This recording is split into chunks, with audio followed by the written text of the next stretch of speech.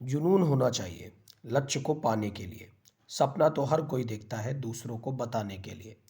नमस्कार दोस्तों, मैं वैभव विवेकानंद स्टडी सेंटर के online platform success with VSC में आप सभी का तहे दिल से स्वागत करता हूं। आज है 11 फरवरी 2023। तो आज की क्या है इंपॉर्टेंट करंट अफेयर, आज क्या है खास, विस्तार से जानेंगे एक एक न्यूज़ को।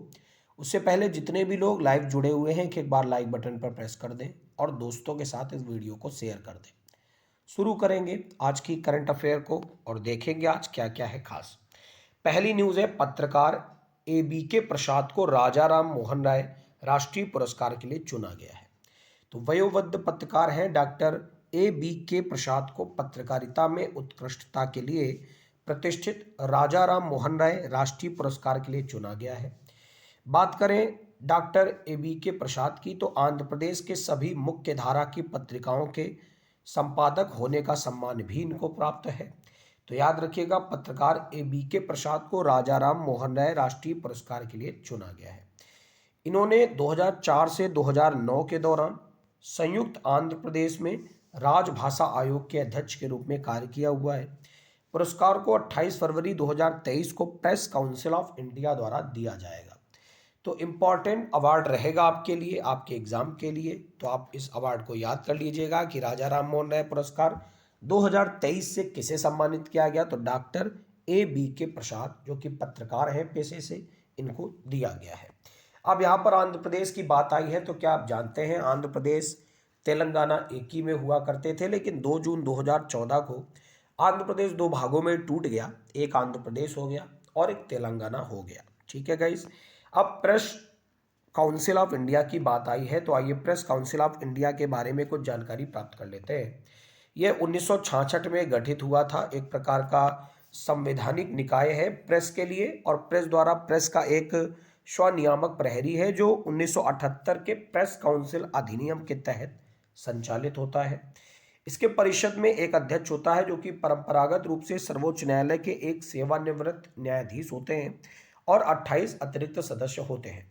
प्रेस काउंसिल ऑफ इंडिया में कोई भी किसी भी प्रेस के खिलाफ शिकायत दर्ज करा सकता है।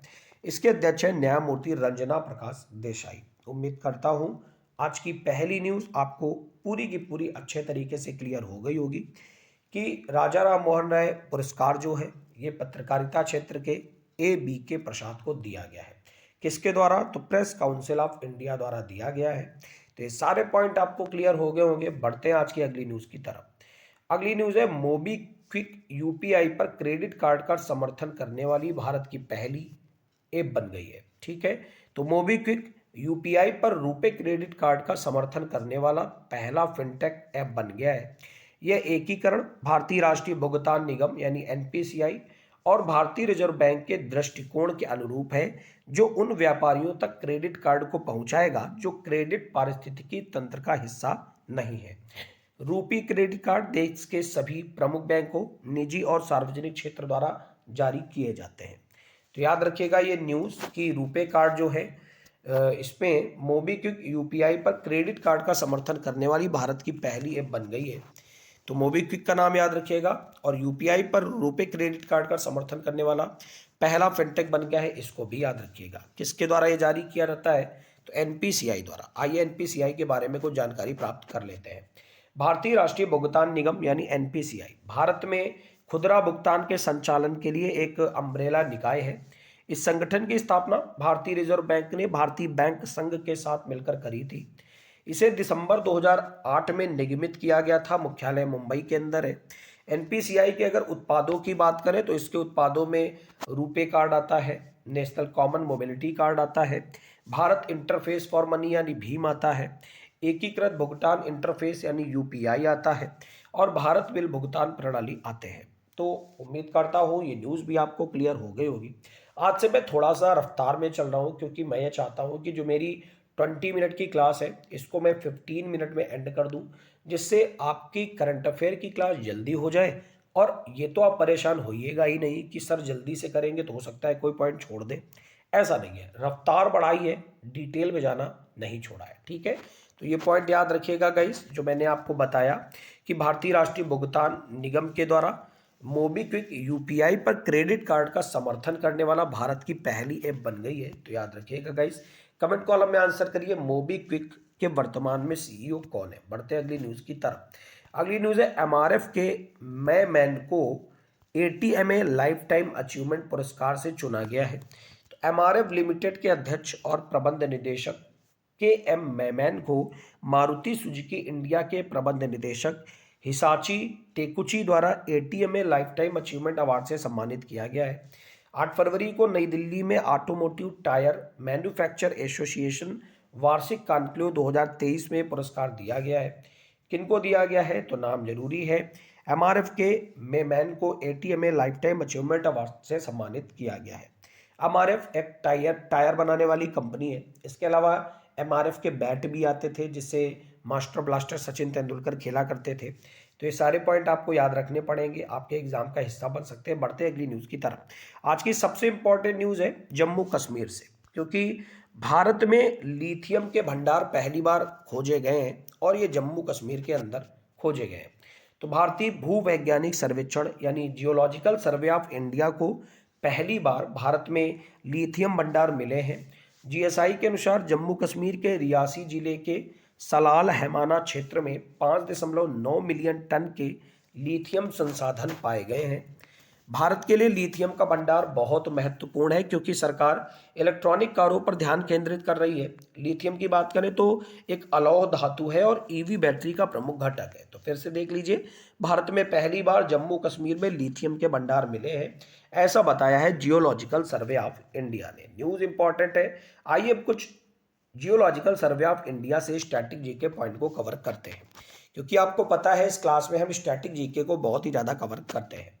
तो geological survey of India Bharat के भूवैज्ञानिक सर्वेक्षण और अध्ययन करने के लिए 1851 में स्थापित करी गई एक वैधानिक एजेंसी है। सर्वे ऑफ इंडिया 1767 में स्थापित। उसके बाद यह भारत में दूसरा सबसे पुराना सर्वेक्षण है। कौन सा? Geological survey of India. यह खनन मंत्रालय से संबंधित कार्यालय है। मुख्यालय कोलकाता के अंदर है। इसके 6 क्षेत्रीय कार्यालय हैं। लखनऊ है, जयपुर है, नागपुर, हैदराबाद, शिलोंग और कोलकाता। महानिदेशक हैं डॉक्टर एस राजू। तो फिर से देख लीजिए न्यूज़ कि भारत में पहली बार जम्मू कश्मीर के अंदर लिथियम के भंडार मिले हैं। तो आपके एग्जाम के लिए बहुत ही ज़्यादा इंपॉर्टेंट है ये न्यूज़, आप याद रखिएगा। जम्मू कश्मीर की बात करें तो धारा 370 और धारा 35 से खत्म होने के बाद जम्मू कश्मीर एक केंद्र शासित प्रदेश बन चुका है और 2 भागों में टूट भी चुका है। एक केंद्र शासित प्रदेश जम्मू कश्मीर है तो एक केंद्र शासित प्रदेश लद्दाख है। जम्मू कश्मीर के उपराज्यपाल कौन है और लद्दाख के उपराज्यपाल कौन है? कमेंट कॉलम में जाकर आंसर करिए। बढ़ते फिलहाल अगली न्यूज़ की तरफ और देखते हैं क्या है खास। अगली न्यूज़ है वकील विक्टोरिया गौरी ने मद्रास उच्च न्यायालय के न्यायाधीश के रूप में शपथ ले ली है। तो सहायक सॉलिसिटर जनरल लक्ष्मण चंद्र विक्टोरियल गौरी को मद्रास उच्च न्यायालय की अतिरिक्त न्यायाधीश के रूप में नियुक्त किया गया है। उन्हें मद्रास उच्च न्यायालय की कार्यवाहक मुख्य न्यायाधीश न्यायमूर्ति टी राजा ने पद की शपथ दिलाई है। अगर बात करें इनके अलावा तो इनके अलावा पिल्लई पक्कम, बहुकुटुंबी, कंदाशामी, कुलंदाई वेलु, रामचंद्रन कलैमथी और के गोविंदराजन तिलकवदी को भी नियुक्त किया गया है। तो याद रखिए, वकील विक्टोरिया गौरी ने मद्रास उच्च न्यायालय के न्यायाधीश के रूप में शपथ ली है। अब मद्रास उच्च न्यायालय कहाँ पड़ता है? तो तमिलनाडु के अंदर। अभी भी मद्रास उच्च न्यायालय ही नाम है, जबकि मद्रास का नाम तो बदल चुका है। तो याद रखिए, कुछ चीज़ें ऐसी हैं भी तमिलनाडु के अंदर जहाँ पर मद्रास नाम ही रखा गया है। मद्रास एक प्रेसिडेंसी हुआ करती थी। असल में बात ये थी कि अंग्रेज जब भारत में बैंकिंग सिस्टम करने आए थे, जब व्यापार करने आए थे, तो उन्होंने पश्चिम बंगाल के क्षेत्र से प्रवेश किया था और सबसे पहले पश्चिम बंगाल में पहली प्रेसिडेंसी लगाई थी, बैंक ऑफ बंगाल। उसके बाद उन्होंने पूरे भारत को कवर करना चाहा और इसको देखते हुए उन्होंने बैंक ऑफ बॉम्बे लगाई, उसके बाद बैंक ऑफ मद्रास लगाई। तो इसी प्रकार से 3 प्रेसिडेंसी हुआ करती थी, बंगाल प्रेसिडेंसी, मद्रास प्रेसिडेंसी और बॉम्बे प्रेसिडेंसी। तो वही अभी भी मद्रास नाम है, याद रखिएगा। वकील विक्टोरिया गौरी ने मद्रास उच्च न्यायालय के न्यायाधीश के रूप में शपथ ली है।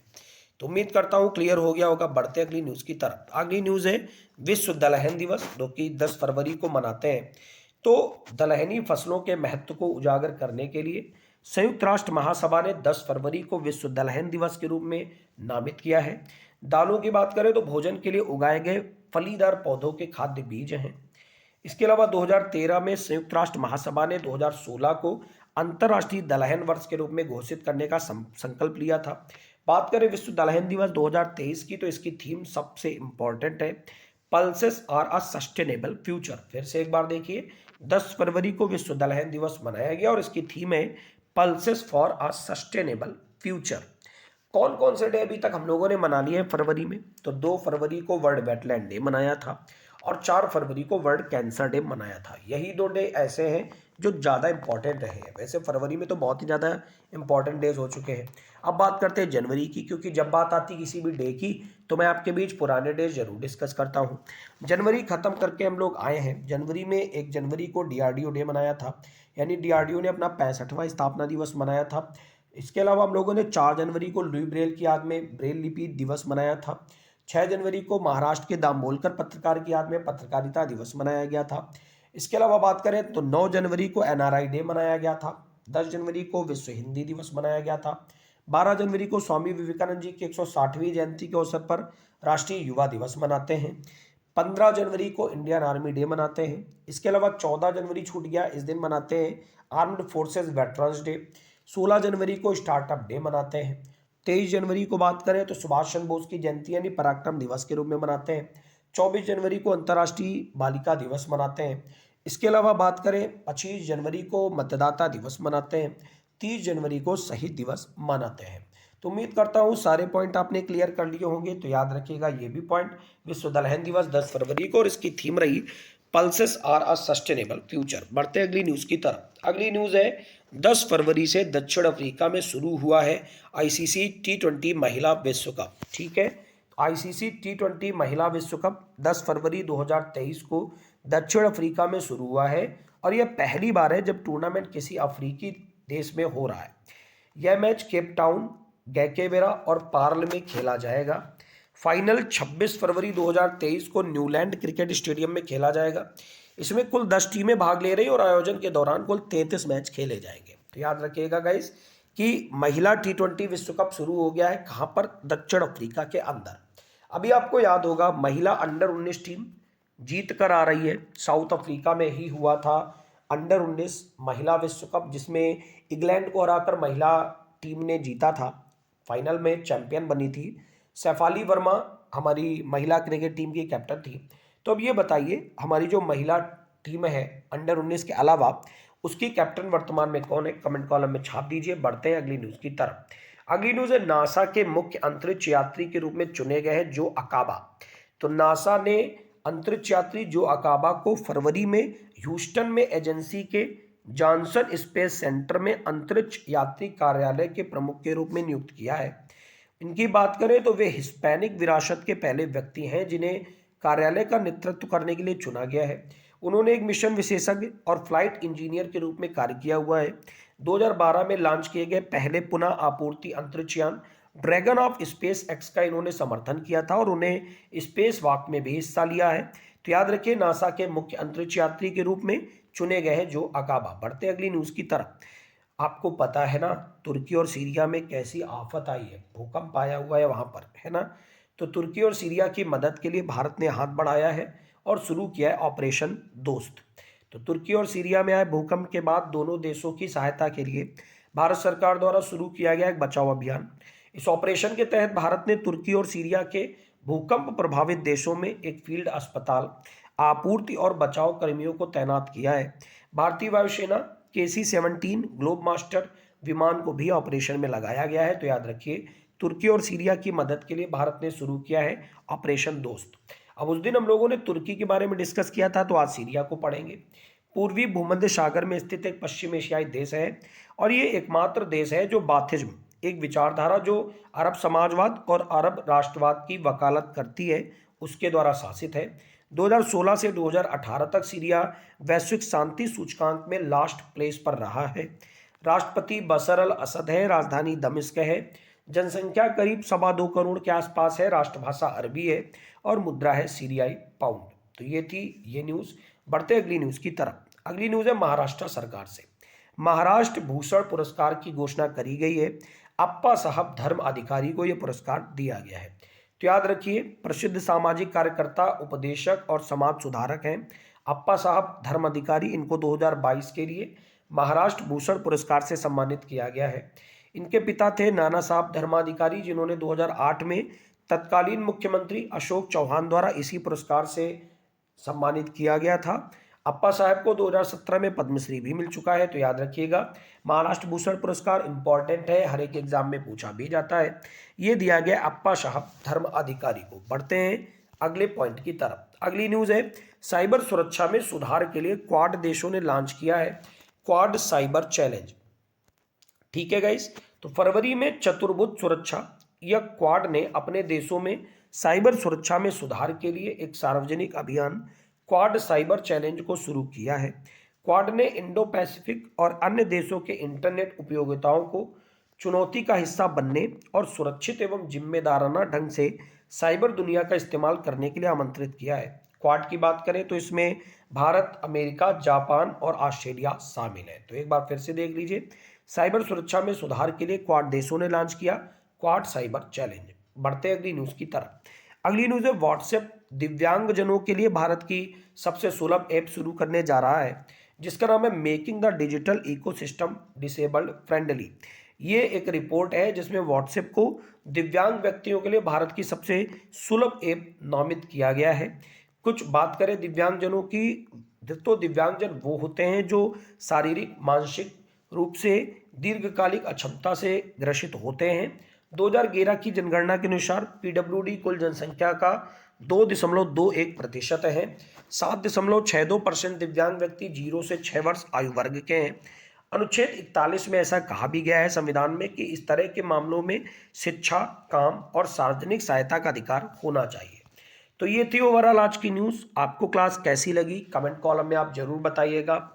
लाइक बटन पर प्रेस करना मत भूलिएगा, दोस्तों के साथ शेयर करना मत भूलिएगा। जितने भी लोग पहली बार चैनल में जुड़ रहे हो सब्सक्राइब करना मत भूलिएगा। आपका दिन मंगलमय हो। Thank you everyone, God bless you all.